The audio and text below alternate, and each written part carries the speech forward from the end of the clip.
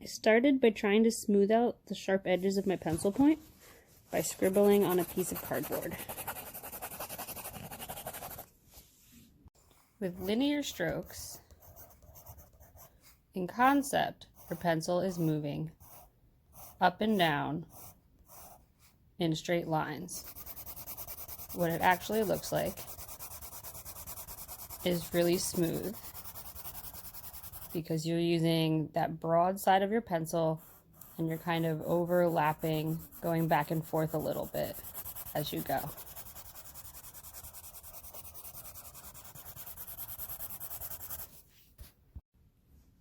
Oval or circular strokes is similar, except that our motion is going to kind of swoop back. So if I were to exaggerate it and go really wide, it looks like that. But what it looks like in practice is a result that's much closer to the same end result as linear effects, linear strokes. Scumbling is a controlled scribble. So you're going to be going around and around with really light pressure, layering up on top of itself to create an end result that is smooth. Scumbling obviously can be used also to create texture in certain areas. I'm going to rotate my pencil.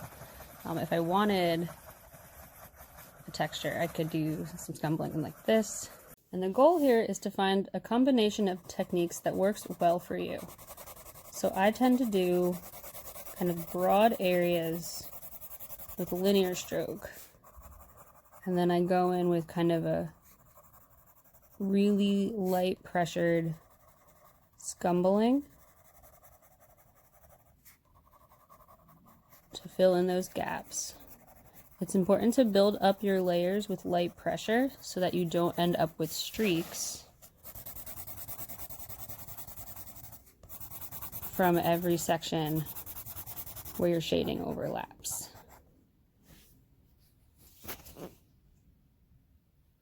So these are things that I like to refer to as tonal shading techniques. There is more than one definition of tonal shading, so some people might disagree or say it's not precise enough, but I feel like it's good to categorize these where they create things that are really smooth as something separate from your spacing and line weight based techniques like hatching, cross hatching, stippling. You can do that with scumbling just like with other patterns. So when you think about the line weight and spacing based techniques, these are things that work really well with pen. So I did all these blue ones with just a regular ballpoint pen and these black ones with a Sharpie. Tonal shading is the ones that really rely on careful application of pressure and layering. You can do a little bit with a ballpoint pen, adjusting the pressure. Like obviously I can get lighter lines and then heavier, darker lines, but we're still mainly relying there on line weight and spacing, which, you know, layering can be part of spacing. So we will do a project that gives you an opportunity to make gradients that's smooth transitions with a variety of techniques.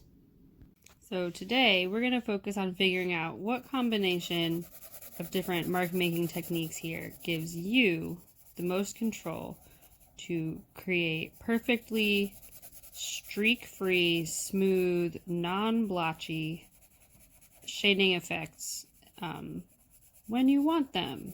And then after that, you can continue to adjust your pressure or adding additional layers in order to change the value.